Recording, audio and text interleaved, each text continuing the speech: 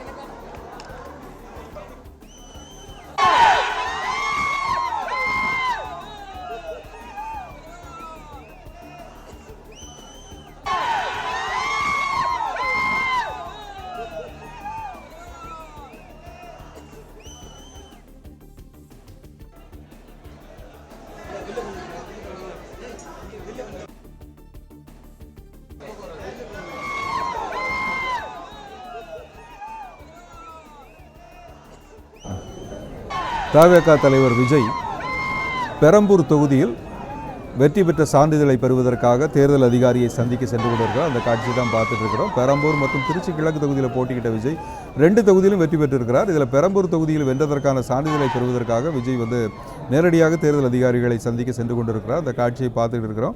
அந்த சான்றிதழை பெறுவதற்காக விஜய் வருவார் அப்படிங்கிற தகவலை தெரிந்து கொண்டதுனால தவேக தொண்டர்கள் அங்கு திரளாக கூடியிருக்கிறார்கள். அவர்களை நோக்கி கையசைத்தபடியே உற்சாகத்தோடு விஜய் செல்கிற அந்த காட்சியை பார்க்கிறோம்.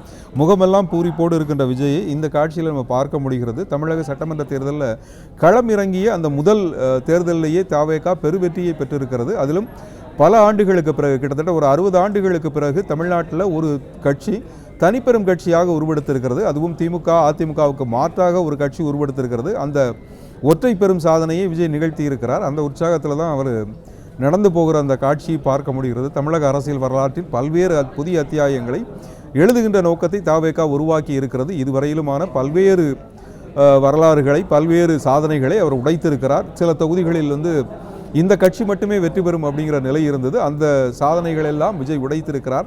அவர் அந்த சான்றிதழை பெறுவதற்காக செல்லுகின்ற அந்த காட்சியை தான் பார்த்துருக்கிறோம். சென்னையை பொறுத்தவரையிலும் அது திமுகவின் கோட்டைன்னு சொல்வார்கள். எம்ஜிஆர் இருந்த காலத்திலேயே அந்த அசைக்க முடியாத இடமாக இருந்த சென்னையை தவேக தான் அசைத்து பார்த்திருக்கிறது. அது 16 தொகுதிகளில் 14 தொகுதிகளை வென்றெடுத்திருக்கிறது. அதில் விஜய் வென்ற பெரம்பூர் தொகுதியும் 2 தொகுதிகளை மட்டுமே தவேக விட்டு வைத்திருக்கிறது. அந்த 2 தொகுதிகளிலும் திமுக வேட்பாளர்கள் போராடித்தான் வெல்ல வேண்டியது இருந்தது. அவ்வளவு ஒரு பெரிய நெருக்கடியை தவேக உருவாக்கி இருந்தது. ஒன்று சேப்பாக்கம் திருவல்லிக்கேணி தொகுதி, அதில் உதயநிதி ஸ்டாலின் போட்டியிட்டார். மற்றொன்றில் அமைச்சர் துறைமுகம் தொகுதியில் அமைச்சர் சேகர்பாபு போட்டியிட்டார். இருவருமே அந்த தொகுதியில் மிக முக்கியமானவர்கள், தொகுதியோடு நெருக்கமாக இருந்தவர்கள். அப்படிப்பட்டவர்களுக்கே அந்த தொகுதியில் போராடி வெல்லுகின்ற நிலை இருந்தது. அப்படி ஒரு நிலையிலே தான் தவேக பெரும் போராட்டத்தை நிகழ்த்த வைத்திருக்கிறது திமுகவை. இதில் இப்படி வென்ற தொகுதிகளில் ஒன்றான பெரம்பூரில் தான் சான்றிதழை பெறுவதற்காக சென்று கொண்டிருக்கிறார். இது குறித்த கூடுதல் தகவல்களை செய்தியாளர் யுவராஜ் வழங்க காத்திருக்கிறார். யுவராஜ், நீங்கள் உங்கள் தகவல்களை பதிவு செய்யலாம். தமிழக வெற்றி கழகத்தினுடைய பெரம்பூர் தொகுதிக்கான வேட்பாளராக நின்ற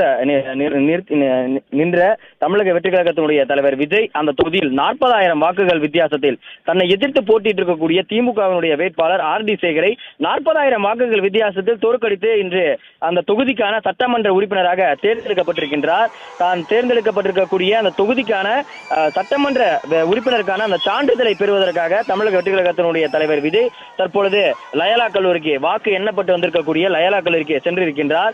வழி நெடுகிலும் விஜய்க்கு உற்சாக வரவேற்பு அளிப்பதற்காக ஏராளமான ரசிகர்களும் தொண்டர்களும் விஜய்க்கு வழி நெடுகிலும் வந்து வரவேற்பு அளித்து வந்தனர். கிட்டத்தட்ட 1 மணி நேரத்திற்கு மேலாக இந்த சாலையை கடப்பதற்காகவே பெரும் போக்குவரத்து நெரிசலானது இந்த பகுதியில் ஏற்பட்டிருந்தது.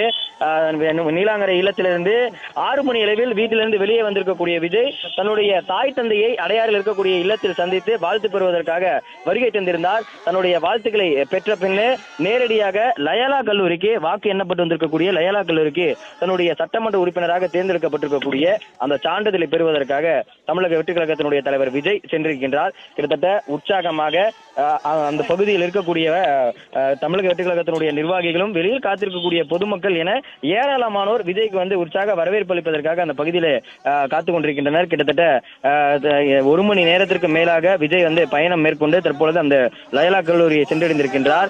அண்ணா சாலை, OMR சாலை, ECR சாலை என சாலை வழி நெடுகிலும் விஜய்க்கு வந்து வரவேற்பு வந்து கிட்டத்தட்ட எக்கச்சக்கமான அந்த தொண்டர்களும் ரசிகர்களும் இந்த பகுதியில் வேலை செய்து கொண்டிருக்கக்கூடிய அந்த வேலை வாசிகள் என ஏராளமானோர் வந்து விஜய் வரவேற்பதற்காக சாலை நெடுகிலும் இருபுறமும் காத்துக் கொண்டிருந்து வரவேற்பு அளித்தனர். விஜய் மக்களே, சின்மயியின் இசை மலையில் நனைய தயாராகுங்கள். காந்திபுரம் மே 16. Book tickets only at www.41sounds.com.